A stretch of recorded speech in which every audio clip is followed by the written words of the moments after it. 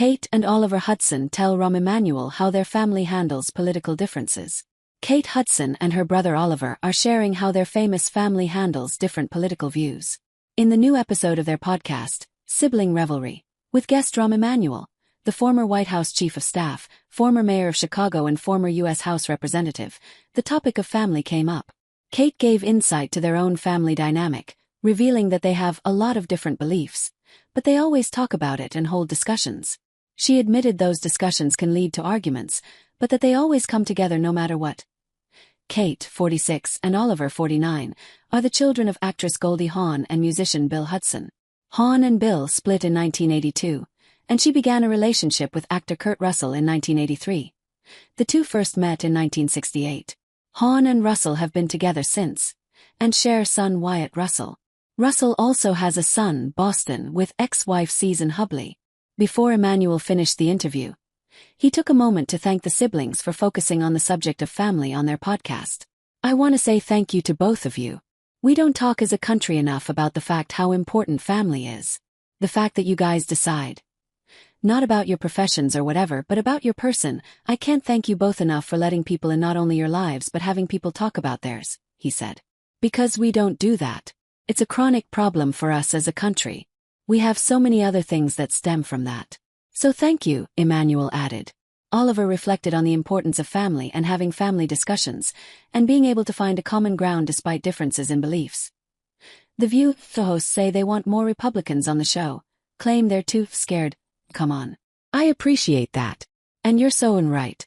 Because put everything aside, there's such relatability within family discussions. Whatever side you're on, it doesn't matter. Those family realities are all interconnected, and if you can just talk about it, you find common ground in an area that is not so divisive. That is primal and real. That's where a lot of common ground can be found, Oliver said to Emanuel.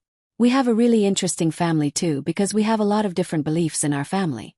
We're all very different, and yet we can talk about it. We can discuss it. We can argue about it.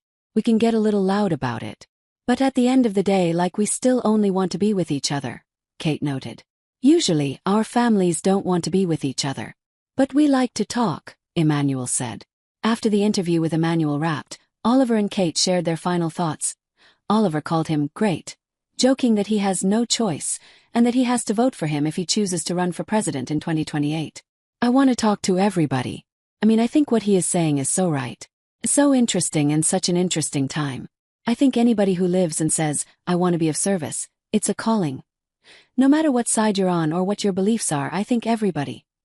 That's where it comes from, Kate reflected.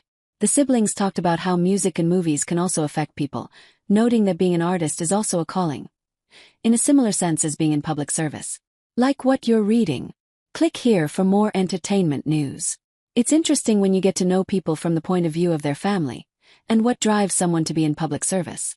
I have to say I feel the same way about art, and it's interesting that he is a dancer, and he has that real artist expression even though he says it's physical for him.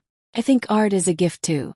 It's a calling too, meaning when you want to entertain, that calling is not necessarily for yourself, even though I think creating art is for yourself, it's to impact a community or an experience, and so, it's as important on one edge as it is to have the calling to actually be in service of community and structure, she added.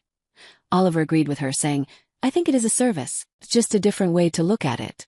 For sure, you're doing a public service when you put something out there artistically that touches people and makes people think differently and feel differently, and could potentially change their lives. Which sounds extreme, but art does that, music does that. Do you know how many songs have taken people off the edge? And not only that, it can shift your whole. You could see a movie and look at your life and go, wait a minute. I don't want to do this anymore, I want to do that. I'm not living the life I want to. And that I think from the artist side is a calling to be a part of that sort of emotional experience, whereas in politics, that calling is to actually feel like there's something to